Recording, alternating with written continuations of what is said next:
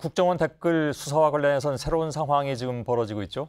검찰이 이명박 정부 시절에 국정원 심리전단 소속이었던 직원들을 최근에 소환 조사한 것으로 JTBC 취재 결과 확인됐습니다. 그런데 이들은 검찰 조사에서 국정원 외부의 민간인 등을 이용한 사이버 외곽팀을 조직적으로 운영했다고 진술했습니다. 그러니까 검찰이 앞서서 법원에 제출한 원 전 원장 변론 재개 신청서에 포함시켰다는 유의미한 내용이 바로 이 진술들입니다. 법원은 변론을 재개할 특별한 사유가 없다면서 원 전 원장에 대한 선고를 예정대로 내일 하기로 했습니다.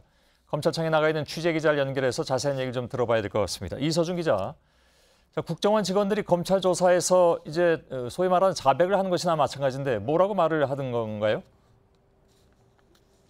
네, 이명박 정부 시절 이 국정원이 정부 의호 여론을 조성하기 위해서 민간인 외곽팀을 운영하고 관리했다라고 시인을 한 겁니다. 앞서 국정원 적폐청산 TF는 2009년 5월부터 2012년 12월까지 3,500여 개에 달하는 트위터 아이디를 이용해 민간인들이 불법적인 온라인 활동을 벌였다라고 발표를 한 바 있습니다. 예. 자, 아무튼 그럼에도 불구하고 원 전 원장에 대한 선고는 내일 이루어지게 생겼는데 검찰이 원 전 원장을 국정원법과 선거법 위반 혐의로 재판에 넘긴 것이 2013년.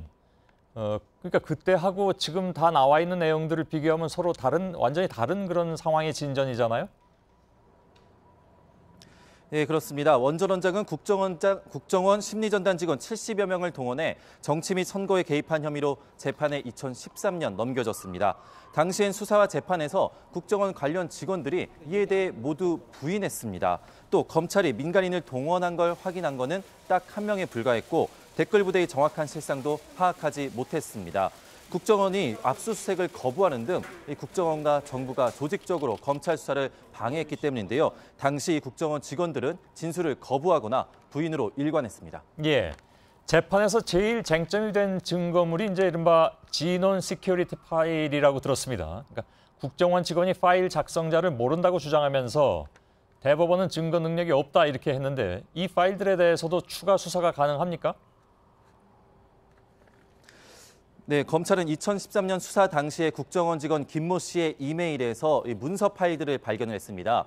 이 425 진원, 시큐리티는 그 문서 파일들의 제목입니다. 이 진원 파일에는 2012년 4월 25일부터 12월 5일까지 이 원 전 원장 지시사항이 적혀 있고 또 시큐리티 파일에는 김 씨 등 국정원 직원들이 사용한 것으로 보이는 트위터 아이디 600여 개가 적혀 있었습니다. 하지만 국정원 직원 김 씨는 내 이메일은 맞지만 누가 작성했는지는 모르겠다라고 진술을 해서 대법원은 이에 대한 증거 능력을 인정하지 않은 겁니다. 예. 이 때문에 김 씨나 또 다른 국정원 직원들이 이에 대해서 말을 번복하거나 자백할지 이 부분도 관심이 집중됩니다. 예, 그러면 그 두 파일에 대해서 추가로 수사하면 어떤 혐의들이 더 드러날 수 있습니까? 일단 두 파일을 근거로 찾아낸 트윗 글들은 대부분 선거 관련 글들이었습니다. 원 전 원장 등에 대한 재판에서 이 두 파일을 증거로 인정하지 않은 1심은 선거법 무죄를 선고했고 두 파일을 증거로 인정한 2심은 선거법 유죄를 선고했습니다.